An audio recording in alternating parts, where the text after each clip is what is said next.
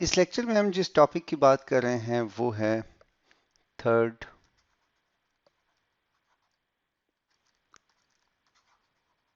Fourth اور continued proportional کی. اگر ہمارے پاس کوئی ایسی سچویشن آ جائے کہ اے پروپورشنل ہو بی کو اور بی پروپورشنل ہو سی کو، تو اس کو ایک تو بولتے ہیں کنٹینیوڈ پروپورشنل.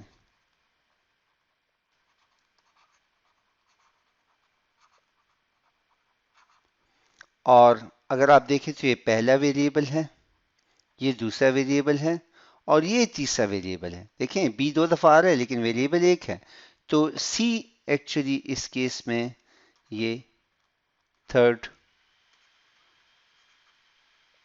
پروپورشنل ہے. ٹھیک ہے، اب اس کے تھرو اگر ہم دیکھیں تو ہمارے پاس سپوز ہے 4:6 اینڈ دین 6:9. تو میں آپ کو بتا چکا ہوں کہ یہ برابر ہے 4:6 اور یہ جو ڈبل ریشو ہے یہ ایکول ٹو کے برابر ہوتا ہے. یہ ہے 6:9، یہ ہے 4/6 اور یہ ہے 6/9. تو اگر اس میں سے کوئی ایک ویلیو ان نون ہوتی تو اس کو آپ فائنڈ آؤٹ کر سکتے تھے. اب اگر ان کے درمیان تو یہ ایک کامن ہے، ٹھیک ہے، تو ہماری جو آخری ٹرم ہے وہ تھرڈ پروپورشن کہلاتی ہے.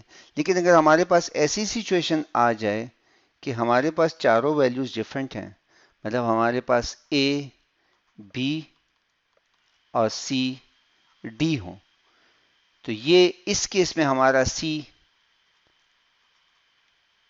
تھرڈ اور ڈی فورتھ پروپورشنل ہے. تو اس کی اپلیکیشن کیا ہے؟ اس کی اپلیکیشن بیسیکلی آپ اس کے تھرو مختلف ویلیوز نکال سکتے ہیں. میں ایک ایگزامپل آپ کو کرتا ہوں اور یہیں پہ میں آپ کو مین پروپورشنل کا بھی بتا دیتا ہوں کہ اگر ہمارے پاس کہا جاتا ہے کہ دو نمبرز ہیں 5 اور 15 اور اس کا آپ مین پروپورشنل کیلکولیٹ کریں، تو اس کا مطلب یہ ہے کہ ان دونوں کے درمیان میں بھی ایک نمبر ہے. مین ان دونوں کے درمیان کے نمبر کو بولتے ہیں. تو اس کا مطلب یہ ہوا کہ 5 میرا فرسٹ پروپورشنل ہے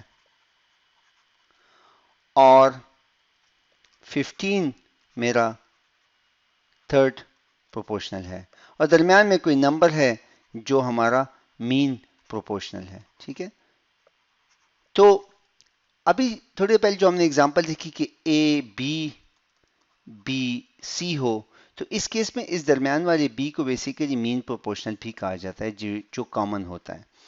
تو اب اگر ہم دیکھیں تو اس کی ایک سمپل سی اگزامپل، یہ جو میں نے آپ کو اگزامپل دی، اس کو اگر میں سالو کرنا چاہوں تو میں یوں لکھ لوں گا کہ میں 5:x اور x:15 کر دوں گا، کیونکہ x ہمارا ان نون ہے اور وہ ہمارا مین پروپورشن تو دو دفعہ آئے گا. تو اس کا مطلب ہے کہ 5/x is equal to x/15. اور اس کو جب میں سالو کرتا ہوں تو یہ میرے پاس ہو جائے گا x² is equal to 75 اور یہ ہمارے پاس برابر آ جائے گا ±75 کا روٹ. تو یہ اس چیز کے برابر ہے. اس کو آپ مزید سمپلیفائی کر سکتے ہیں +-5 into 3 کا روٹ. ٹھیک ہے، تو